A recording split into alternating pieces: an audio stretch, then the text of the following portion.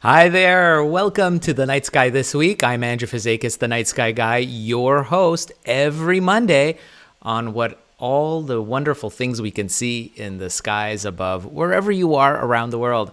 I hope you're having a wonderful last week in December. Can't believe it, we're in the last week of 2021. What a year it's been for all of us. I think a lot of us are change the new leaf, start 2022 with something nice and new, and maybe some fresh things for all of us that are good news. So I hope you're doing well, staying safe, staying healthy. Maybe you've celebrated Christmas or another holiday wherever you are in your part of the world, and maybe you exchange gifts, and part of those gifts maybe is a new binoculars or perhaps a telescope, maybe a new guide to the night sky, perhaps.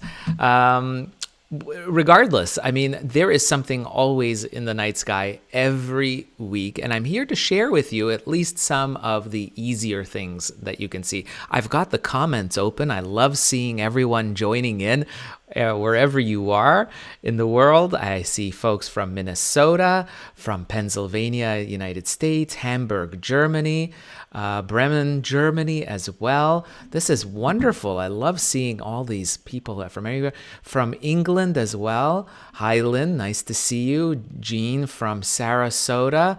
I presume in Florida, that might be. Winnipeg, Canada. Chris is there. Cynthia has rain in Michigan. I hope that goes away. Snow and rain. I know what you mean. It's sort of like that here in Montreal, Canada as well. It's kind of near the freezing mark many times. Now it's -8 Celsius and very snowy and cloudy where I am. And Catherine from Germany as well. Hello. So wonderful for all of you. And Marianne from Hawaii, Maui. Wonderful. Aloha to you. Wonderful place where you are. I'm sure wonderful skies. Love hearing from you. Keep sending in your locations, and I love reading through the comments after the show as well. So welcome. Without further ado, why don't we jump in to what we can see the sky? First off, of course, let's talk about Comet Leonard.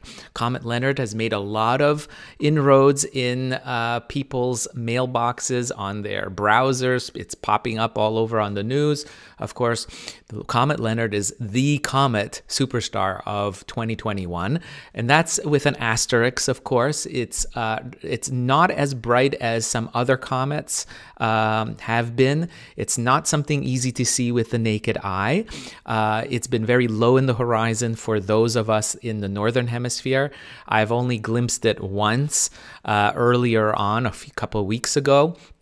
And I've had cloudy skies and just haven't been able to go out. And now the comet is in the visible very well in the southern hemisphere. And I recommend people go to this website called spaceweather.com. If you've been around with me for a while, then you know I do go and look at that site often, and I can share with you a little bit. This is what's on there now. And there's people send in photographs and stuff to spaceweather.com. And right now you can see where the comet is. It's really well placed for those in the southern hemisphere. This is a photograph taken just yesterday, Sunday, in the Canary Islands by an individual called Jan Hattenbach, who photographed the comet. Multiple exposures had to be done. He used a 50 millimeter lens camera, and you can see the comet here. But what's really interesting is look at this long tail that seems to have formed. Now, the comet has brightened to magnitude 3, which is pretty much visible to the naked eye at this point. So if you are in the southern hemisphere, this is a well-placed comet. The tail extends over 36 degrees long. That is incredibly long. There you're talking about almost longer than, if you see me in the corner of your screen, longer than this much from your pinky to your thumb held at arm's length. Quite a bit longer than that in the sky. So it's quite big.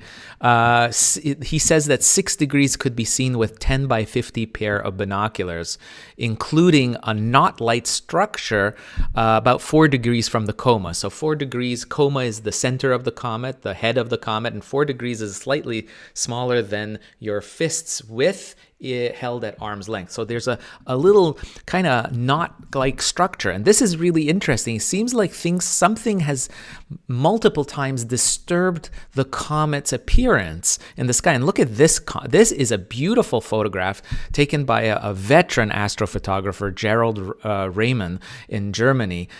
This was taken on Christmas Day. Look at this close-up of the comet and look at that tail. Do you see these little structures in the tail? Very interesting. And look at this massive disturbance in the tail. Remember, this tail is basically formed from gas and dust that is coming from the head of the comet that you see here. As the comet comes close to the sun, and it's coming close, it will round the sun on January 3rd. That'll be its closest approach to the sun, about 60% the distance that the Earth is from the sun. So it's going to be closer than we are from the sun. And when it does that on January 3rd, of course, it's heading towards the sun. So it's warming up, it's heating up. And the icy envelope that covers, the shell that covers the comet, which is basically like a dirty snowball, it's melting. And things are coming off. Gas and dust is being released from the comet. And you see it's coming in the back because it's going very quickly. The comet is traveling at, over 100,000 kilometers per hour. And at these incredible speeds, a lot of the stuff is shedding behind the comet. That's what you're seeing stretched out behind the comet, stretching away from the sun, is gas and dust. But look at this. You see these structures in the tail. Look at that.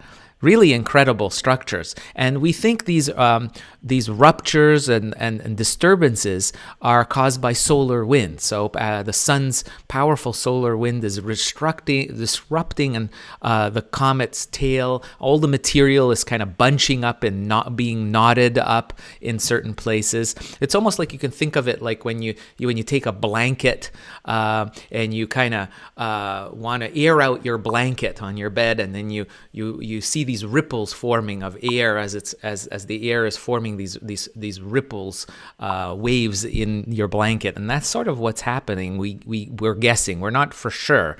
So, but this is something very interesting in the comet. So, where is the comet? The comet is still in the sky, best visible for those of you in the northern hemisphere. If I switch over to my planetarium program, and let's see if I pop it in. Comet Leonard, and this is set for those of you who are in the northern hemisphere. You can see where it is. This is just after sunset, like tonight, Monday night. It's very low, hard to see from the northern hemisphere. I'll just pop it in. This is at sunset. Now we're moving about 10 minutes after sunset, 15 minutes after sunset. And you can see about 5 o'clock for me, about a half hour after sunset, this is where it is. Far off to the left of Venus is where the comet is. And in terms of measurements, you can see that it is 25 degrees left of Venus. That's where you'd be looking for it in the sky right about now. So it's a tough one for those of us in the northern hemisphere. It's better placed for those of you in the southern hemisphere, but this is the guidepost basically between Fomalhaut right here, Fomalhaut, and Venus. It's almost in the middle, I would say, a little bit closer to Fomalhaut, but forming a really wide-angle triangular formation is what you're looking at. Right there is the comet. There's super bright Venus, and there's Fomalhaut. Saturn is up above it here, and if I widen it out, you'll see Jupiter way at the top as well. So you give you a kind of a location. I'll put a sky chart on this. I'll take a screen grab for you and post this on my timelines on Facebook, so you'll see it. Also post it on my Twitter account as well, or Instagram. So make sure you follow me. If you haven't, please subscribe to my channel, and you'll be getting those sky charts. So that is the comet itself, something very cool. Check out spaceweather.com. I'll put a link in the comment section below so you can check it out for yourself after the show. So that is really cool. Now, what else can we see? Well, as we darken the sky, let's see, an hour before after sunset. Whoa, we've got a lot of stars. Let's turn down these stars. Way too many stars. Confusing. Don't want too much there. And turn off the measurement. So what you'll see is, of course, Jupiter is going to be up in the sky still quite a bit after sunset. This is about 2 hours after sunset. Is still high up in the southwestern sky. If you've got a new telescope or binoculars, do check out Jupiter. It's the brightest star-like object visible to the naked eye in the southwest skies a couple of hours after your local sunset. And if we move even farther into the evening, you see it's going to be setting, following Venus, following the sun in the southwestern skies. A real easy target to see. If you look above Jupiter, also very interesting, our friend, the Great Square of Pegasus. This is a fall constellation. Of course, now we're in winter time in the northern hemisphere, the start of summer. For those of you, of course, in the southern hemisphere, the Great Square of Pegasus is sinking lower in the western sky. The Great Square, of course, is representing the chest of the mythical winged horse, Pegasus. There's the chest right there. And of course, what's really neat is there is a beautiful globular cluster called M15 right at the tip of the nose, at the end of the nose of the winged horse, Pegasus, is this beautiful globular cluster. And you can find it easily just off the tip of the nose, this star called Enif. It's a bright, naked eye orange star. And with binoculars, you can sweep this area and find it. If I get very close to it, you'll notice this is a view from a typical binocular view. But I want you to look right there where the crosshair is. I'm going to get the crosshair off here for a second. There we go. And look at that. That's M15. It's a beautiful globular cluster. This is a view through a typical telescope. And it's basically a city of stars that's in the shape of a ball. And M15 is one of the more beautiful, brighter targets, deep sky targets in the late fall, early winter skies. And it is over 34,000 light years away. And it stretches about 75 light years across. And it's home to over 100,000 stars. It's really amazing. Imagine 34,000 light years away is what you're looking at when you're seeing this globular cluster. Now, to the binoculars, again, putting up, this is binocular level, it'll look like a fuzzy little cotton ball. just hanging in the sky there in your field of view of binoculars. And it's going to be just off the tip of the nose of Pegasus. It's a wonderful target. Check that out if you can. I'll put a sky chart for that so you know. And of course, that's one end of Pegasus. And how about the other side of Pegasus right here? You'll notice that there's another line of stars coming out, and that is Andromeda, the princess. And of course, the claim to fame for this kind of mediocre, nothing fancy type of constellation, except for, an amazing deep sky object, which of course is the Andromeda Galaxy. So if we just go in there, let's see if I can get that galaxy right there. It's marked off for you.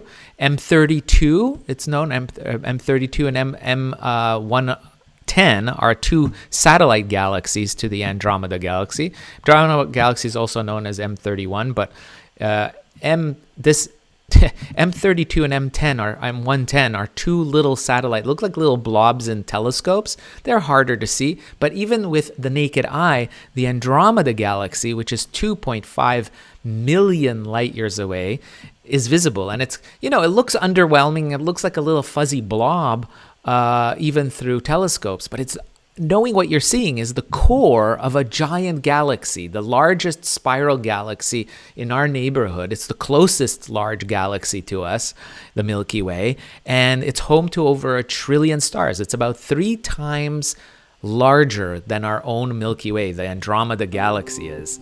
And it's just a fantastically beautiful object. Here's a photograph. I just wanted to share this quickly. A photograph done through a telescope, a backyard telescope. Look at this. You see, there's M110 right there, and you can see very clearly. There's the other little M32 object, but you can see all these lanes, these dark dust lanes that are cutting across the spiral galaxy, all the spiral arms. There's the downtown hub, the core of the hub, the Andromeda Galaxy, and it's just a beautiful object. Highly recommend it. M31, Andromeda Galaxy, right off of the Great Square of Pegasus is where you will find it. Let me just take that off. And another great way of finding the Andromeda, let me see if I can get this oriented, is, of course, looking for in the northeastern sky is Cassiopeia. Now, Cassiopeia, let me see if I can get less density of these deep sky because it gets a little confusing. This giant W shape constellation right here in the upper right corner I have. If you look at the left portion of the W or M, depends on the letter M or W, depends on the way you're oriented. Just the 3 stars that point towards Andromeda, the constellation, end up actually pointing to the Andromeda Galaxy. Look at that. You see these 3 stars, Navi, Shadar, and Kaf, right here. They look like a triangle, right? Like an arrow pointing to Andromeda Galaxy. So this is a great way of finding the Andromeda Galaxy. Just using your naked eye, find these bright stars that look like a giant W or M, and then take the 3 stars that are pointing in the direction of the Great Square of Pegasus. So you'll know.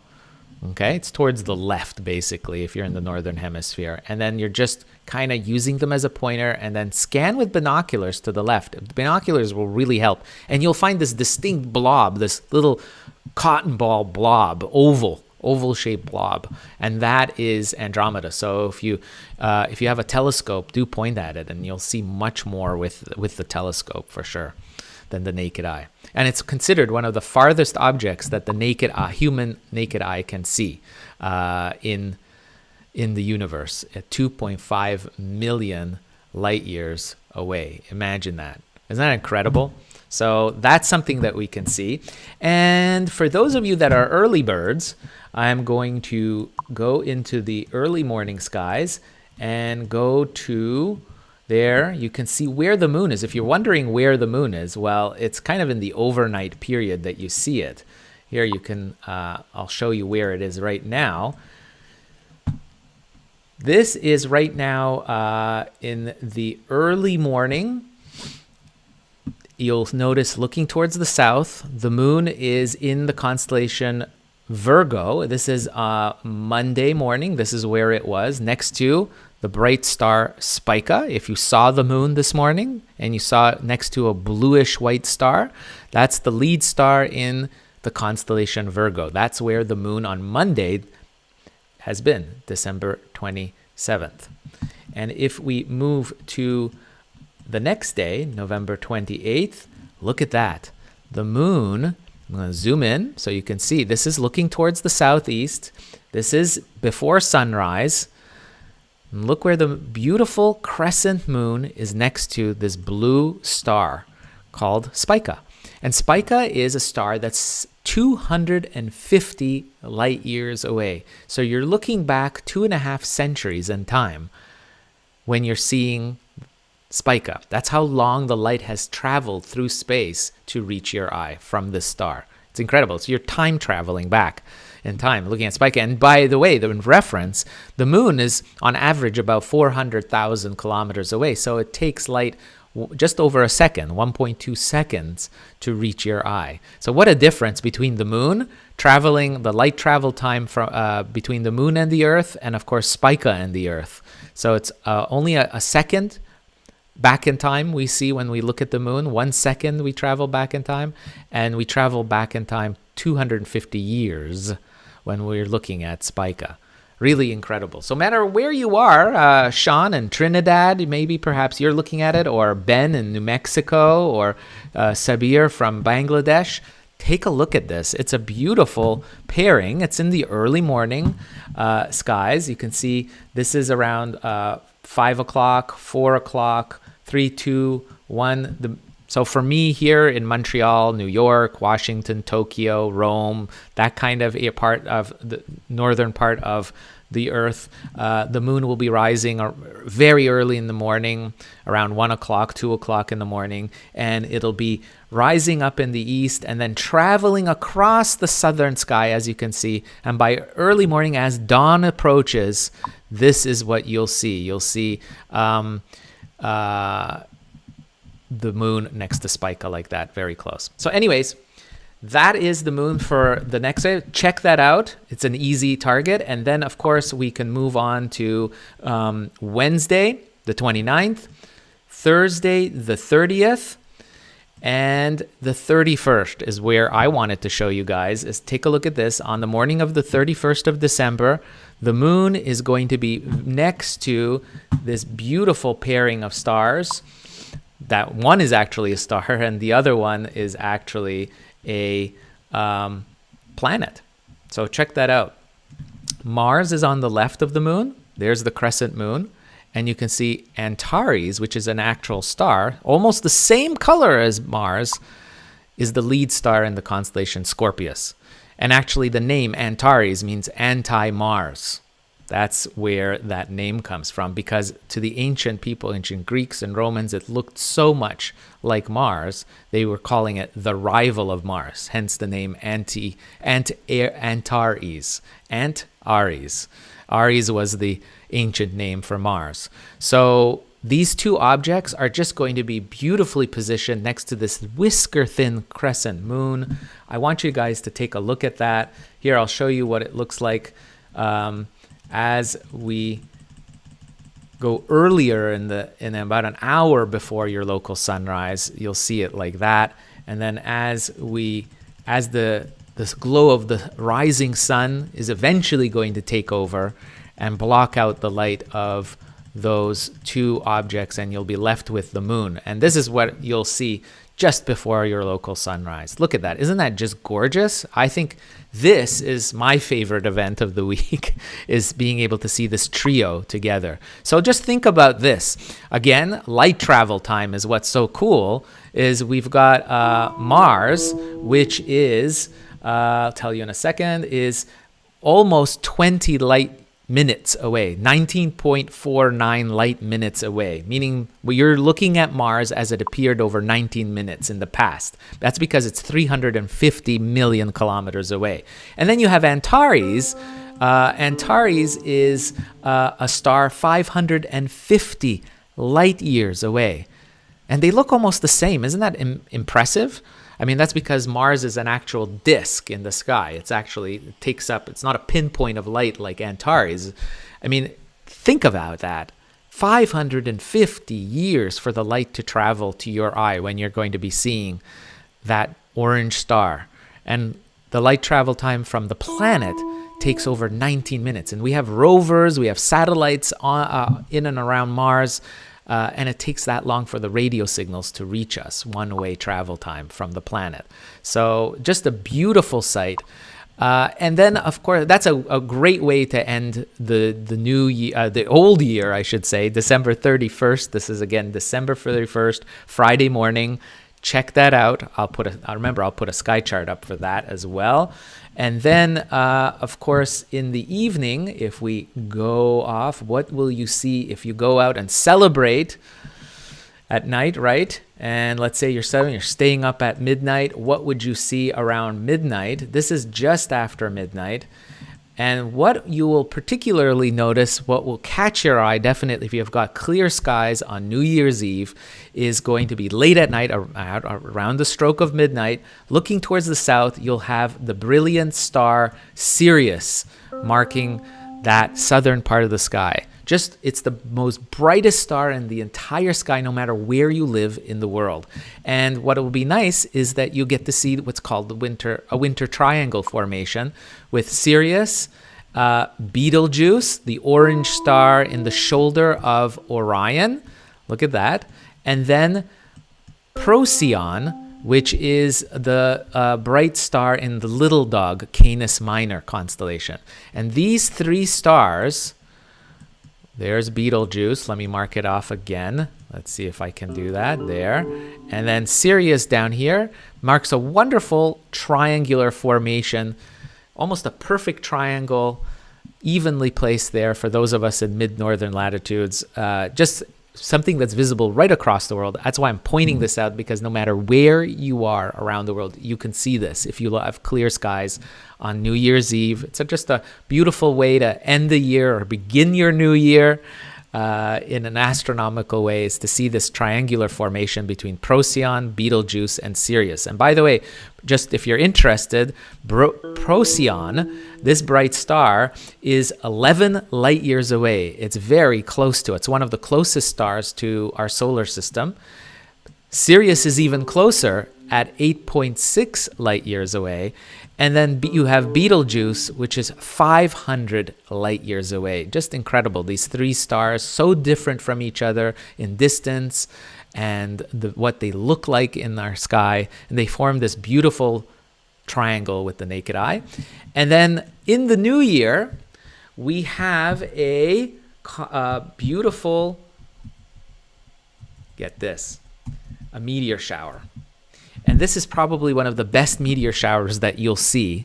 And the best time to see it is January 3rd and 4th during the overnight period. Here you are. This is where it is. I'm going to set it for January 3rd. Hold on. This is where you're going to be looking for it, January 3rd. And I'm going to be putting it at hours, looking at it. This is around midnight local time.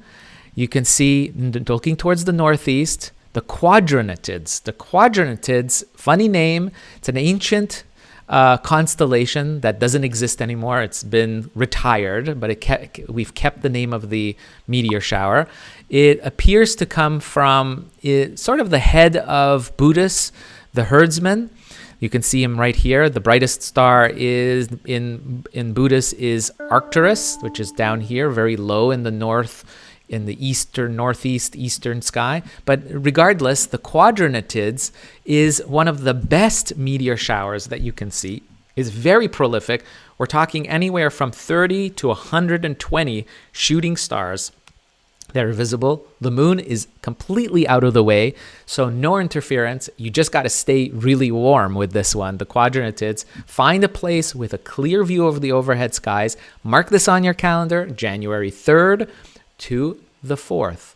So early next week, I'll have a sky chart for this so you don't miss it. And I'll make sure I remind you about the quadrantids. And if you're up for it, you'll see a lot of shooting stars, I promise, with the quadrantids. You probably haven't heard of it. It's because it's in an awkward period of time. People are busy with, during the holidays, of course, and it's very cold across the northern hemisphere this time of the year. People don't think about going out and looking for shooting stars. But this is the potential for even being better than the Geminids and the Perseids in the summertime. I'm telling you, it's really a nice shower. Highly recommend you see it, and I'll have a sky chart for you for that. January 3rd to the 4th, the overnight period is when you want to see it. I'll give you more instructions on my Facebook and Instagram when I post sky charts for this, so you don't want to miss that.